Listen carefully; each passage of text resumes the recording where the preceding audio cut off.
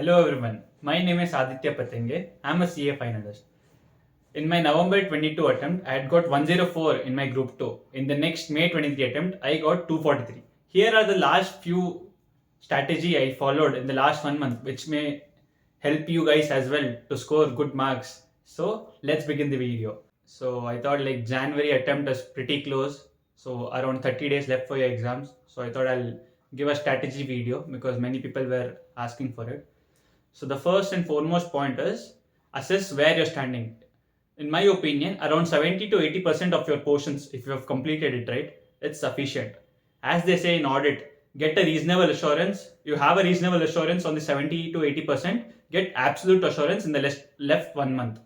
Or if say you complete only 60%, you're not so happy with your preparation, you say you want to cover a bit more, take up as a deadline, take up a day saying till 15 December, I'll make sure I complete 70 to 80% of all these subjects you are preparing.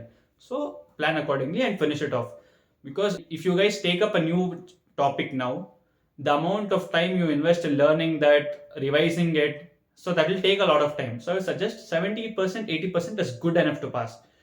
Do the 100% of the 70 to 80% properly. Instead of doing 100% ka 80% properly, do this properly. So that is the first and foremost thing.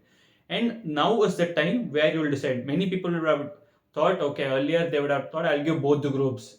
But imagine you'll get to know by now. Okay, now is the time where you decide you either give both the groups or switch to one group. I'm telling you will have to write both the groups. Even if you're prepared 0%, doesn't matter. You will go and write both the groups.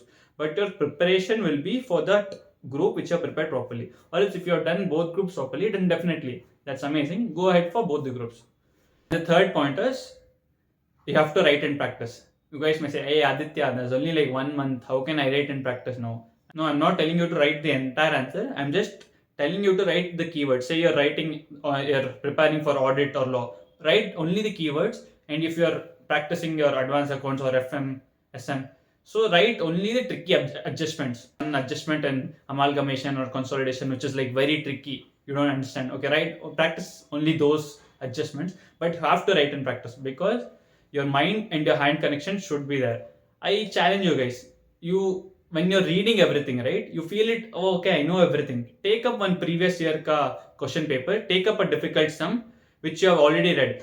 Try to solve that question. I'm sure many of you will get stuck in it because you don't have writing practice. What I would suggest you is start developing writing practice only. At the end, doesn't matter whether you understand what you've written only. I'm just saying write in practice. That is the ultimate solution. You have to write in practice. This is a very personal opinion of mine which I would like to share. In my experience, right? Say you're preparing for group 1. Tax, this is completely to me. Say tax, how much ever you guys study generally, right?